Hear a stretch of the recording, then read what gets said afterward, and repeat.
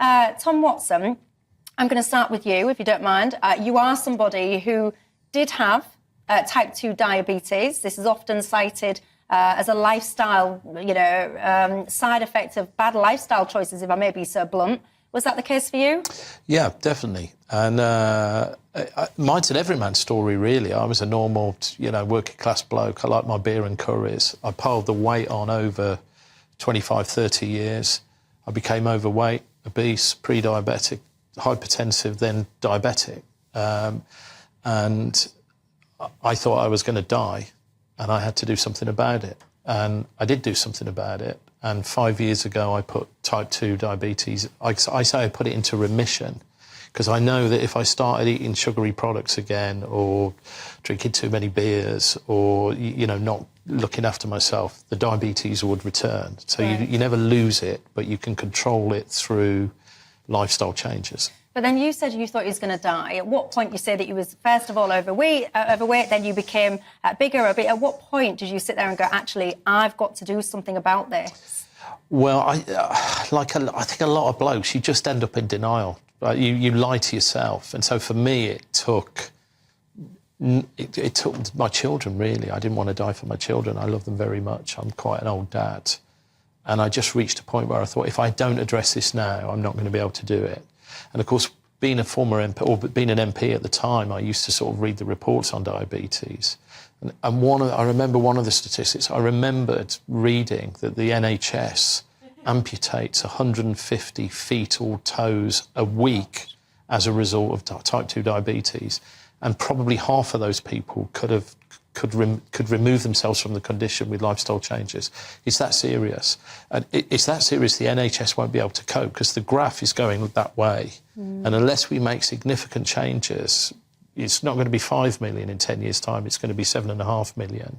And there are not enough doctors in the NHS to treat people with these chronic conditions. My best friend, I don't know if she won't mind if she's watching, but her dad is one of those people, he's lost his foot and now his leg up to the knee because exactly of the conditions that you describe. By the way, I do want to just say pause and respect to you, because you actually lost the equivalent of me in weight.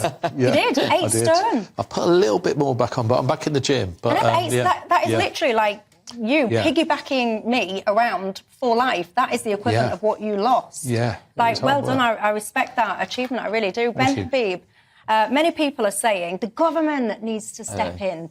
Do they really? Yeah, and that's my issue. Every time we have a problem or a crisis, nothing is ever just a problem nowadays, everything's a crisis. So this is 5 million is a lot of people. But it's not a government issue, it's a personal responsibility issue. And I think Tom's journey is really instructive. It was Tom coming to terms with what Tom had to do to save Tom.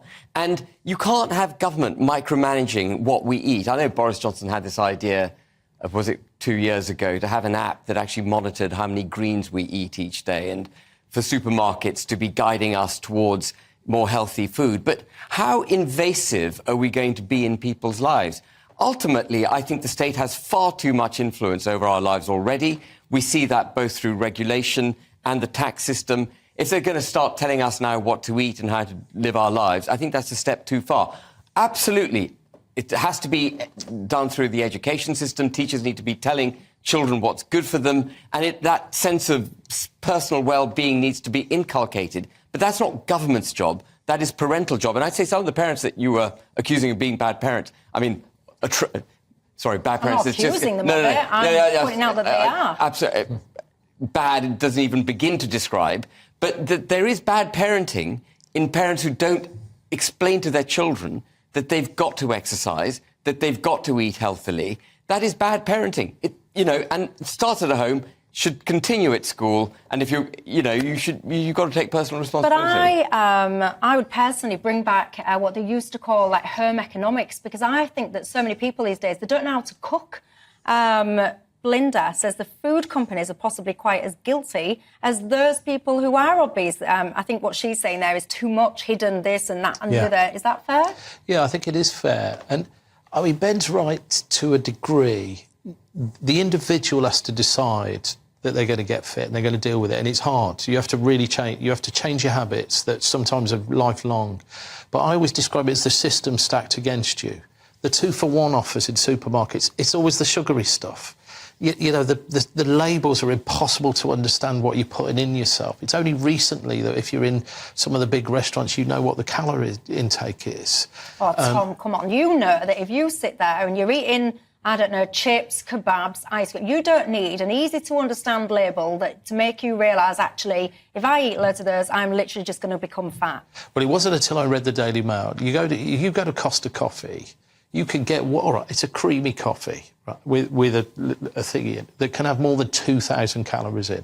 Until I saw that on a label, I didn't know. I never had that coffee, by the way, but some people do. Yeah. And so it is absolutely true that people don't know what they put in the value of what they put in themselves. And that's why I think it's a partnership between the state and the individual. Public health is really important. We're closing our swimming pools because the swimming pools haven't got because of the energy crisis. We're saying to people, go out and be healthy. How can they do it? And removing the tools. Buying fresh fruit and veg is now more expensive than buying cheap ultra-processed food that people on low incomes have to buy to pay the family bill. So it's a partnership. It's not just one or the other. Ultimately, it's down to individual choice, but you can help people on that journey. And it's in the country's interest to do that. Because, as I said, the NHS is going to collapse through diabetes alone. We spend 10% of the NHS budget on diabetes. 10%, that is a huge amount, isn't it? I need to be blunt, it does actually start with you. And I think until you make that decision, admirable one that Tom himself took, until you make that decision, doesn't matter what anyone else or anything else is going on, it has to start with you.